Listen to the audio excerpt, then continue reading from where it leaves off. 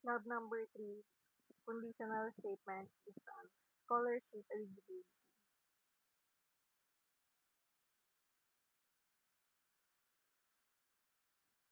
So, first line, piniprint lang yung title, and then second and third, hinihingi lang yung average grade and family income, float, sin, decimal.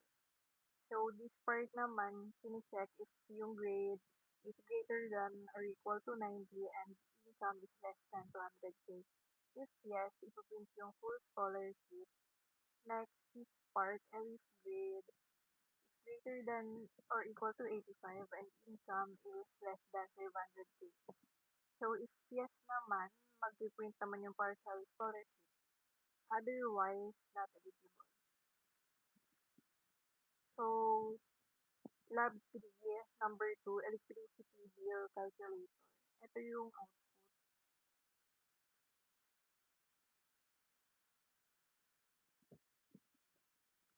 And then, ito naman yung code.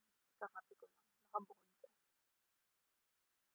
So, first line, mag-print lang ulit yung title and sisingin niya naman sa second line yung kmh or kilometer per hour.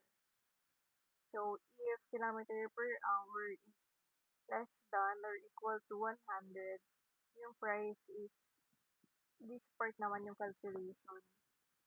kmh multiplied by 5 plus 50. So, yung 5 is yung rate per kilometer per hour and then yung 50 naman is yung fixed rate. So, magpiprint yung total bill and then yung price, 0.2f seems to 2 decimal places. Else, price is equal to kilometer per hour multiplied by 8 plus 50. So, 8 ulit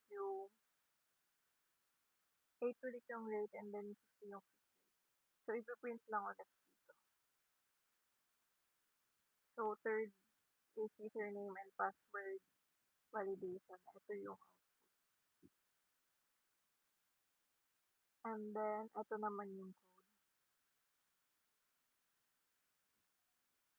First line, piniprint lang ulit yung title. And then, second and third, yung username and password. So, if username daw is admin and password is 12345, ipiprint yung login successful, else invalid credentials. So, ito lang yung tinatanggap niya, yung admin and 12345.